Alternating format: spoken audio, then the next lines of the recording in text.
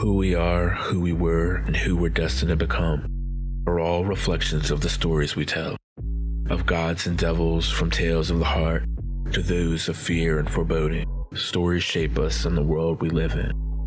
Myths, folk tales, and even religious parables all define our cultures and beliefs.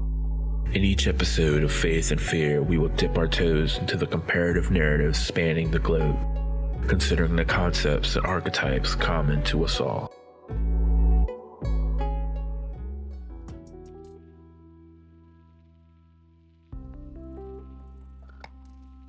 Ele Shalom and Prazir. Hello and peace. It's a pleasure. Thanks for following me down the rabbit hole once again in my journey to better understand the stories and beliefs that shape us. Ken Poirot once said, "Good wins in the end because evil is a self-destructive, cannibalistic force that inevitably engorges upon itself." This week is going to be a little different. I have a special treat for you. Joining me today is Miss Brenda Cheslock of This Could Be My Last Podcast. Together, we've decided to do a somewhat darker, at least for me, crossover episode. Hello. Thank you so much. That was a great welcome. Most people have some idea of what cannibalism is, the taboo practice of one species eating its own. So for us, that means eating another human being. Cannibalism likely brings to mind the stereotype of tribal savages, famous serial killers, and probably a movie villain or two. But this practice has appeared in far more places and far more recently than most would likely be comfortable knowing. Have you come across many true crime cases involving cannibalism? Yes, and I scared someone in a rental car once listening to an episode of the Wine and Crime Gals and scared the pants off this poor guy. I was so proud of myself because I was like, finally, a man is afraid of a woman. But my phone was connected to the speaker, Bluetooth, to the car that we're driving. And it was one of those that drives you home after you drop off you drop it off and they take you home. So we're driving home and the episode just starts playing, and it's in the part where they're deciding which one of their friends they would eat first. Wow. Yeah. So I've not really come across it too much. I know that there's a big myth, and some will yell at me about this, but Jeffrey Dahmer didn't eat that many people. He did eat, the men that he killed, but not very often. I know there were some conflicting views on what exactly happened, how many people he actually ate, or if it was just... From what I understand, from what I've read, is he had the MO of wanting someone never to leave him. So he honestly was working like a Frankenstein kind of monster thing. He basically kind of wanted that forever type of love. He had abandonment issues, you could say. Yes, and that was the reason why he ate when he did, when he was cannibalistic, or I don't know how you would say it, but dinner, I guess. Yeah, I don't know. But consuming them was they would never leave him. And that was basically the gist that I got from some of the stories I've heard. Well, there are actual genuine medical conditions where cannibalism occurs. Some are simple actions such as trichophagia, the eating of hair, or onychophagia, the eating of finger and toenails. Then there are more severe conditions such as autophagia, the consumption of one's own flesh. And this I've actually heard of a few times with that weird addiction TV show where the woman would eat the ashes of her husband so she would be with her. Kind of like you were talking about with like Jeffrey Dahmer. Yeah. And also cloaked in far more mystery, folklore, and fear, there's the more sinister condition known as Wendigo psychosis. The American Psychological Association currently classifies Wendigo psychosis as a severe culture-bound syndrome, one that typically occurs among Algonquin natives living in Canada and the northeastern parts of the U.S. Some of the symptoms include depression, acts of violence, the urge to consume human flesh, and in extreme situations, actual acts of cannibalism. So, have you ever heard of the Wendigo? No, I'm going in completely blind here. Well, this will definitely be interesting for you then. The Wendigo's lore actually originates with the First Nations Algonquin tribes of Canada, south of the Arctic Circle. In the deep forests of Nova Scotia, the Canadian coast, and the northeastern US, the Wendigo was more than just a medical condition or myth. It was an evil spirit one was to be constantly vigilant against. The Wendigo curse, or possession as it's sometimes referred, was said to bring out the worst, monstrous nature of its victim. The afflicted would enact acts of horrifying violence, murder, and overcome with insatiable hunger, cannibalism. Even its name roughly translates to the evil spirit who devours mankind.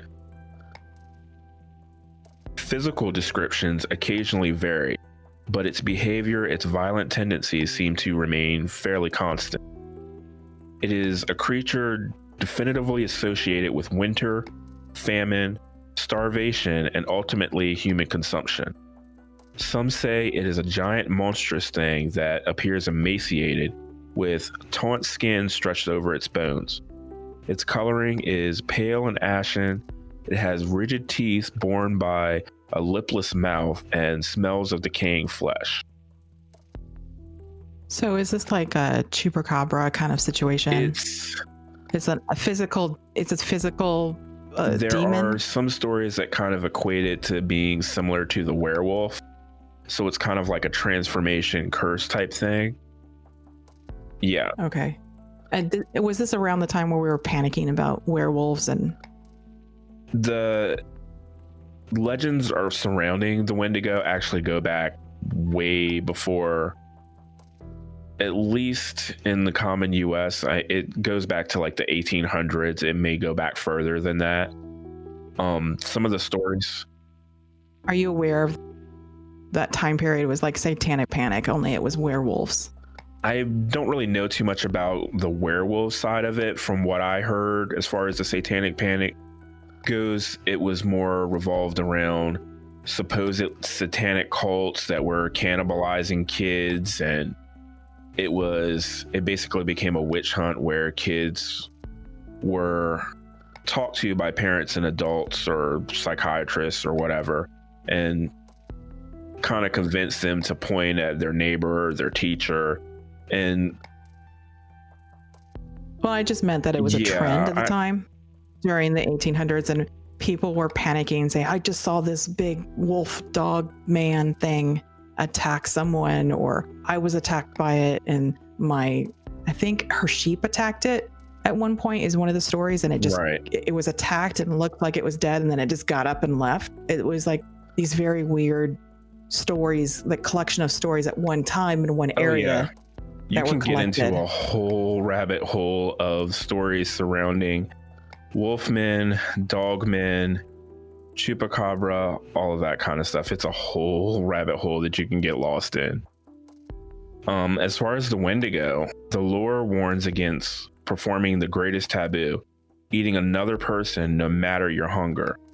In the cold, frozen wilderness, lost hunters have been said to go starving, turning on one another as their only source for food. However, once they've crossed that line and eaten another human's flesh, the curse is said to have taken hold. So basically, according to a lot of the myths, the Wendigo curse takes place once somebody has already eaten another person, and it basically is what turns you into this monster. And as I've just said, a lot of times it occurred when there was a famine back in colonization times, or even before that, with the native tribes. But according to that story, after this taboo is broken is when this monstrous appetite is awoken, and the taste for long pig, as you may have heard. Have you ever heard that term before? I have, but I don't remember what it was because it was explained to me. Long pig is, I guess you could say, a colloquial term for human meat. Yeah. Oh, wow. Anybody else thinking of the episode of Always Sunny in Philadelphia, where Danny DeVito character leaves out meat and then locks up the rest of it and they eat it? Dee and Charlie do. And at one point she's like eating a hamburger and she's like pecking at it like a bird, because they would always refer to her as a bird. And they apparently he left out raccoon meat that had a tapeworm in it, and that's why they had to eat. But they had this conversation in a morgue, and he's like, "Here's $50, just look the other way." And they brought a hot plate with them. They were deciding whether or not they could actually eat human meat, and that was why they were going to dine on it again to quench the hunger they had inside them, which was that actually sounds like it's very Wendigo inspired. Very, but done in the way only Sunny in Philadelphia can do. I've seen bits and episodes. I haven't gotten too deep into the Sunny in Philadelphia lore, as I would say. I don't know why that is. That whole series gives me so much joy. It's like that one when I have too much true crime in, it's that Cougar Town or like Bob's Burgers or something totally ridiculous. Well, as a true crime lover and murderino, what are your thoughts on the Wendigo so far? So far, it does sound very much like a satanic panic trend. Like it's around that realm of like spookiness. I think it makes sense. You could get very, very sick eating your fellow Essentially, human. That's what was happening back during that period. Yeah. People would be terrified of this curse, and it would turn into a witch hunt. And it's amazing what people will do when they're starving, when they're famished. So to me, it's a survival mechanism, but at the same time, of course, it's going to be something that you're cursed with. It's not something that's acceptable in civilized society. There are, in fact, actual true crime cases related to the Wendigo curse and what is now referred to as Wendigo psychosis. The first case is of a Plains Cree Native American trapper from Alberta, Canada, known as Swift Runner. In 1878, during a nasty winter, Swift Runner and his family were on the verge of starvation.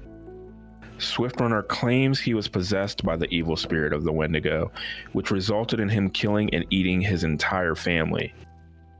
On December 20th of 1879, Swift Runner was officially hung in front of the citizens of Alberta.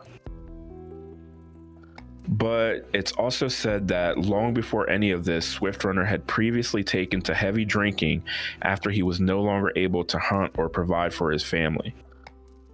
Supposedly, he had succumbed to alcoholism, which made him grow angry and violent, leading to his dismissal from the police force and his eventual exile from his tribe.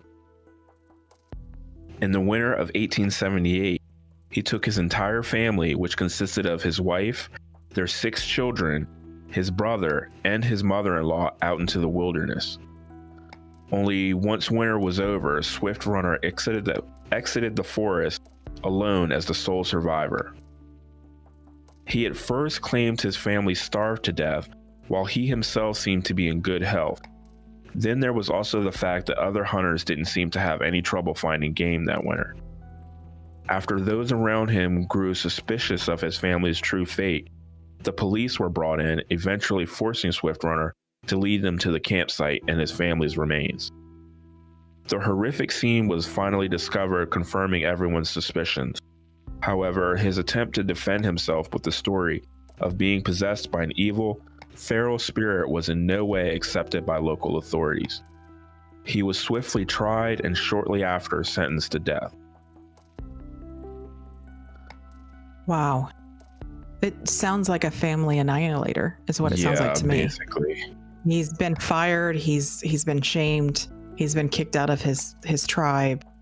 He can't handle the shame of it, but can't make the final step in killing and then himself. you add the alcohol on top of that. Yeah, he already had a mental illness probably prior to that. So that's insane. That's sad too. 6 Yeah. children. I mean, it was literally his entire family. But did they actually have proof of a cannibalism? When the actual... Or was that the rumors?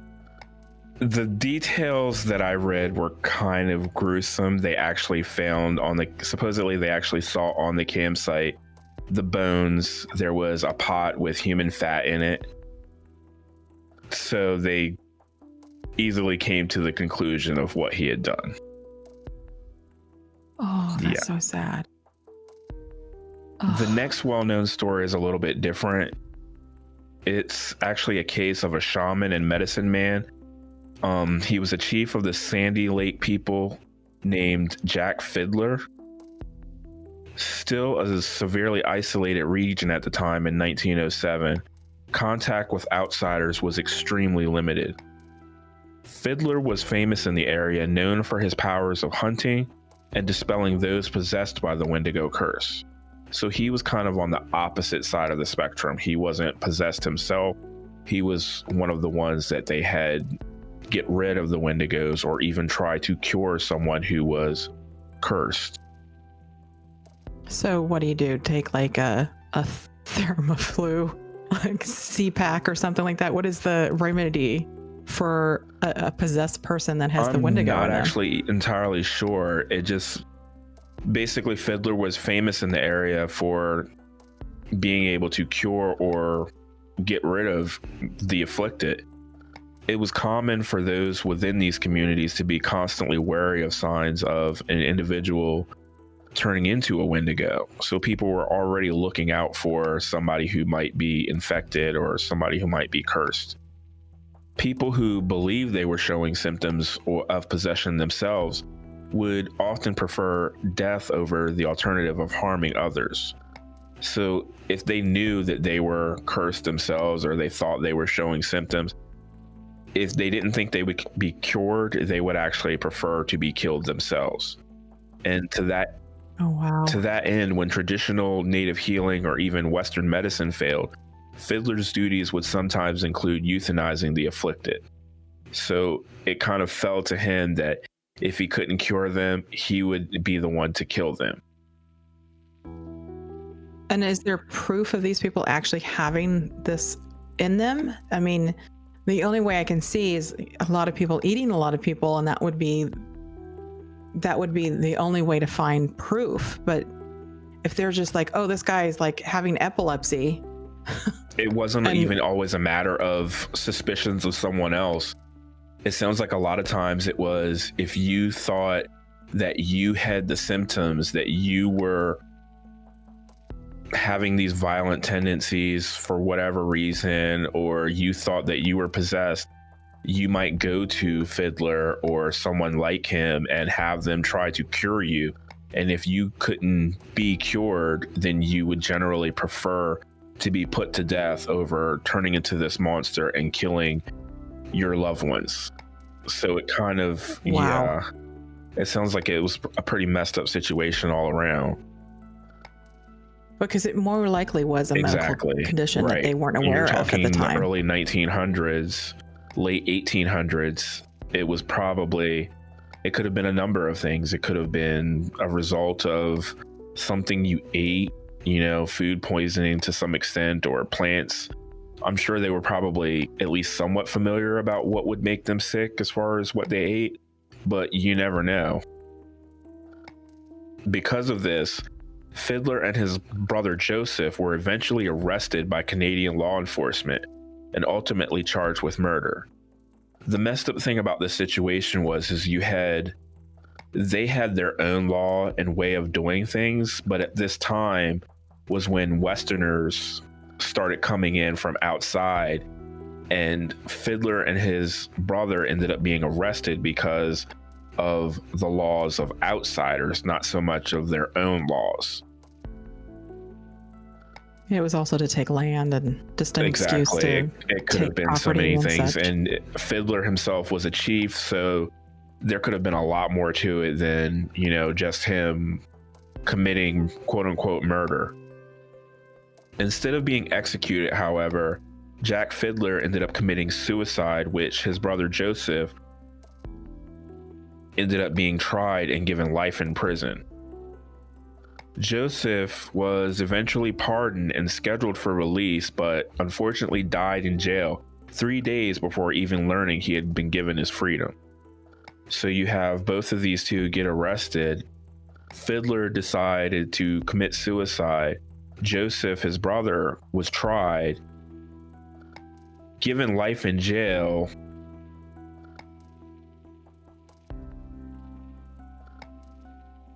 but before he could even get his freedom, he died in jail 3 days before he was told he was free.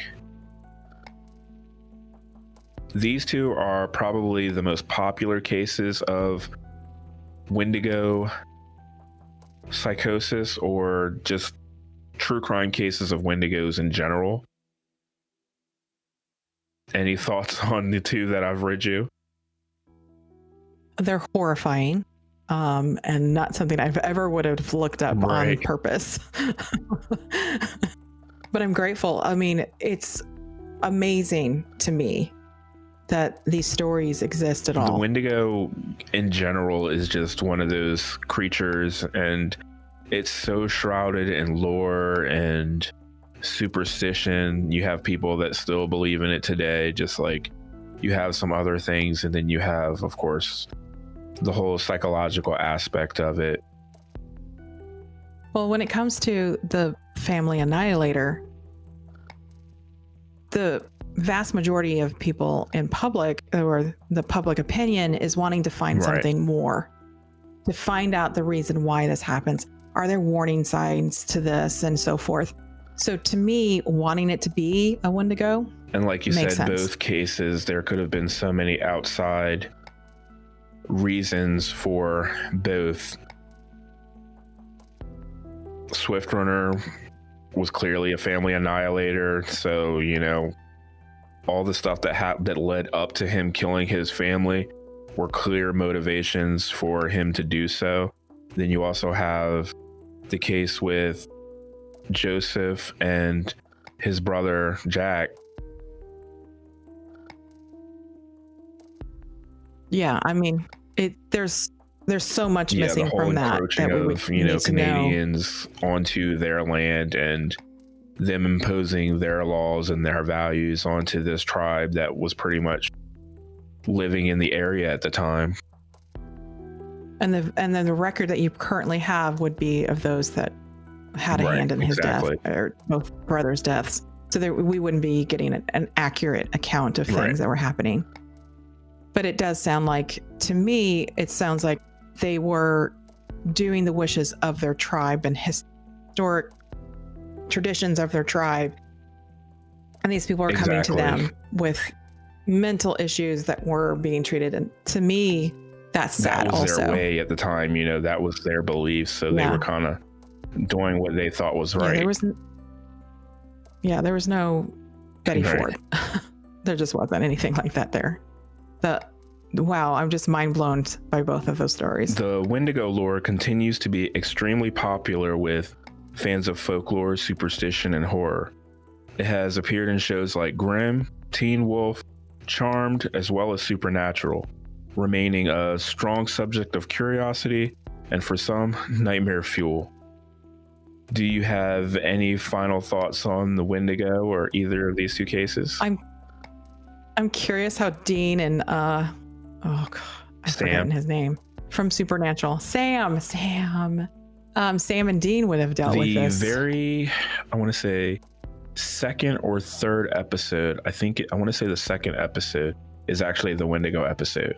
It was like one of the first 3 or 4 episodes they did. Okay. And it was pretty much they stuck pretty close to the actual lore. They were very good at the writing on that was very good at keeping things pretty accurate when it came to lore that was accurate. You know what I mean?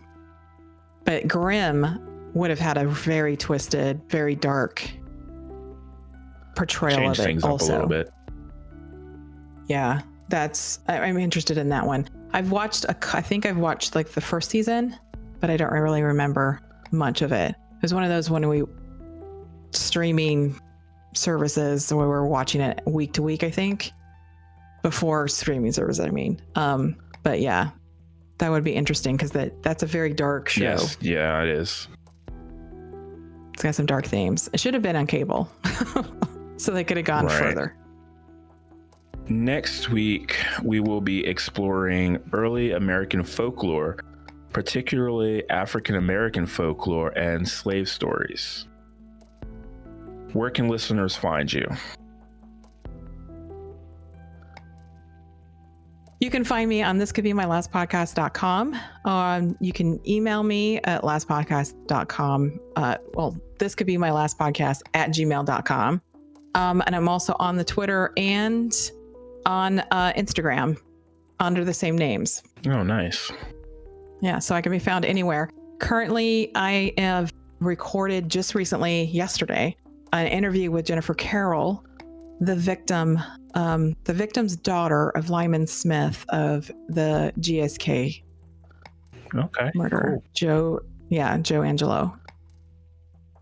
I'm not saying his name right. Joe D'Angelo. There it is. Okay. The victim of Joe D'Angelo. So it was a very emotional hour and a half conversation that I have to edit down to 30 minutes. So wish me luck. Well, I wish you the best of luck on that. Yeah. And next week I will have Sheldon on to tell him a Wendigo story of my own. And I look forward to it. Thank you so much for having me on your show. Until next time. Assalamu alaikum and namaste. Peace be with you until we meet again. Thanks for listening to me as I've nerded out about stories and belief. Join me next week as I journey down the rabbit hole once again by subscribing and listening wherever podcasts are available. Who knows? Maybe then we'll be one step closer to glimpsing the true nature of faith and fear. Music courtesy of Pixabay.com.